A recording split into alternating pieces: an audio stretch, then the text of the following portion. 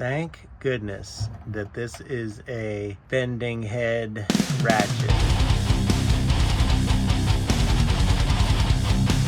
So this video is if you feel like you're getting a little bit of a clunk in your driveline. It's like starting off slow on a hill, starting off slow anywhere, you just get that little thunk and then the truck starts to go. It's not every single time, but it's the more and more you do it, the more and more it happens. It's because I'd say most of the time you need to grease your drive shaft. So this video is, again, sorry, it's in the dark. It shows you how to take the drive shaft off and grease the splines and put it back together. And usually that is the cure for just kind of, it almost feels like a little bit of a sloppy driveline play or like a little bit of a clunk. I was having issues with it.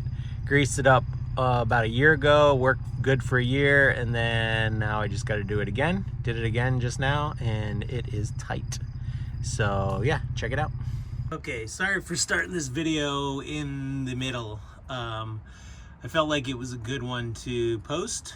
So this is the rear drive shaft right here, or out. Drive shaft. Sorry, again, crappy view, but you get the point.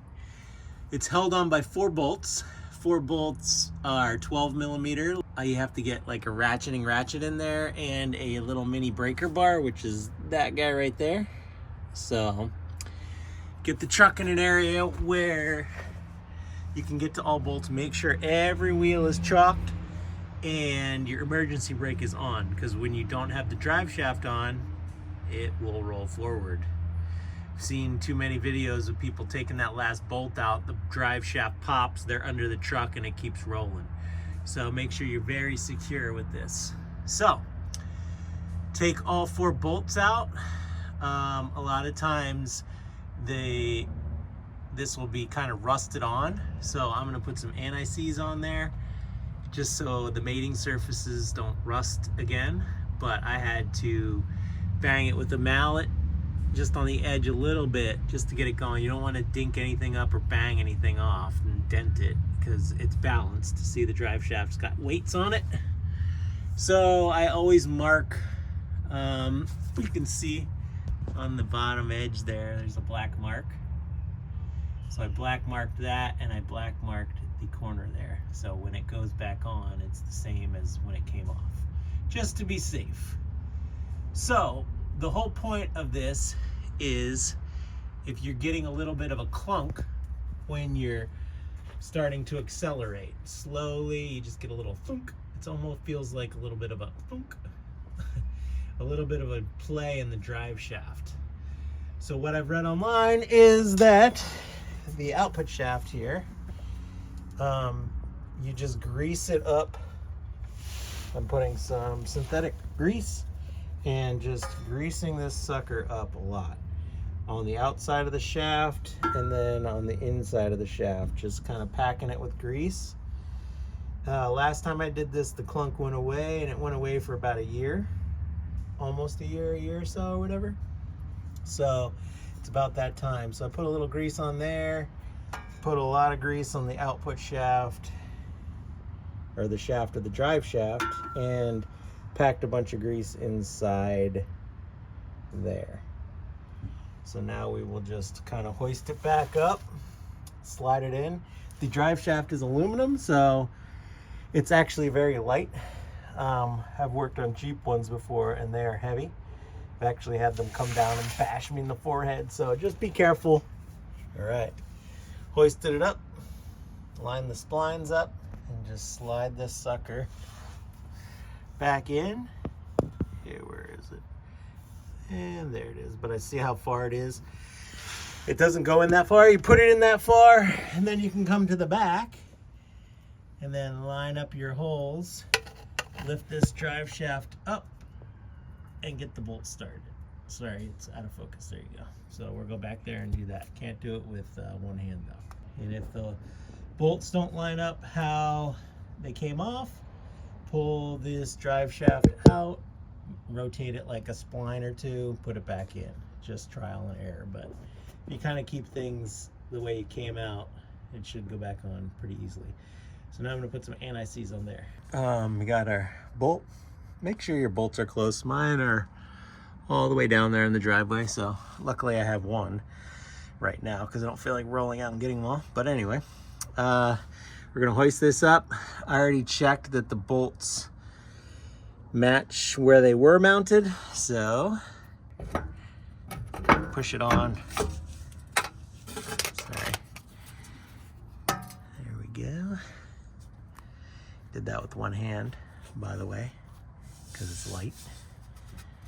Then this just kind of fits in there nice and snug. You want it to be flush, and then you thread on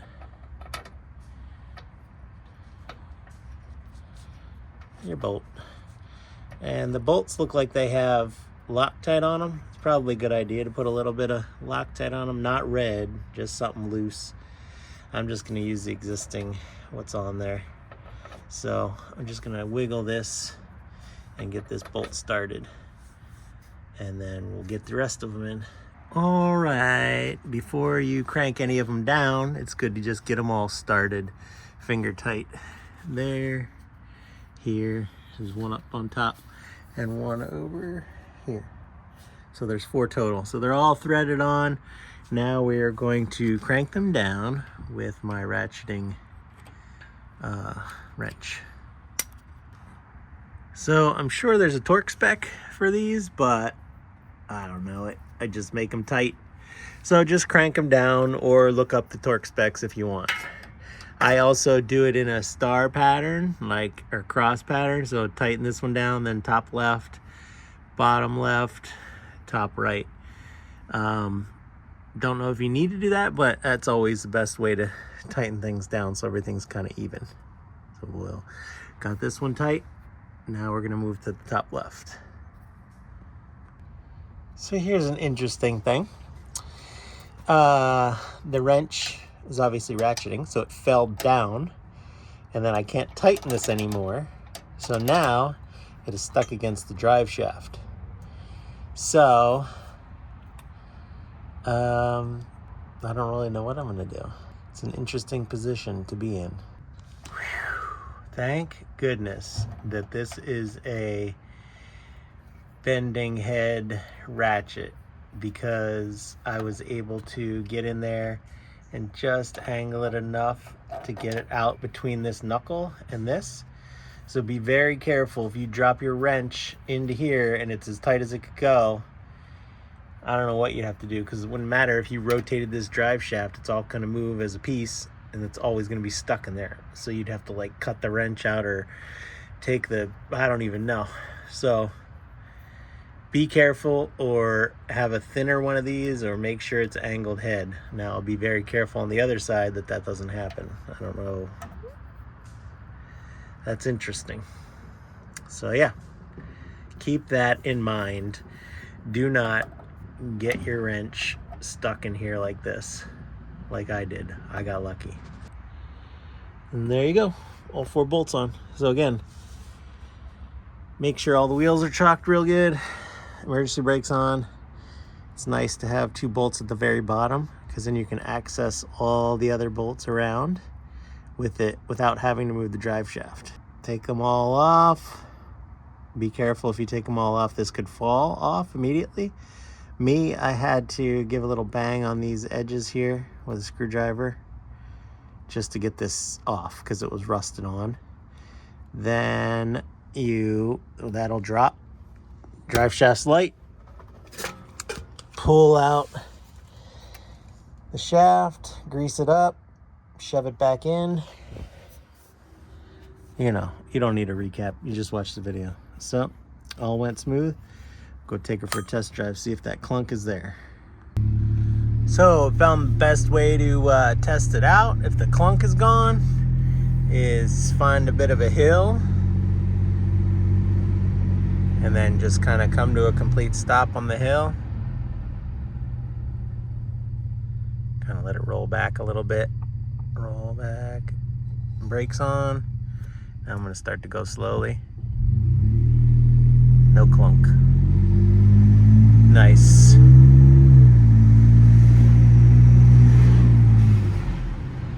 can test it out on the flats, because it was doing it everywhere. Like Not all the time exactly the same, but it was just kind of random. But it was getting more consistent, more consistent. So now, when I start going, everything's tight, no clunks. Sounds good.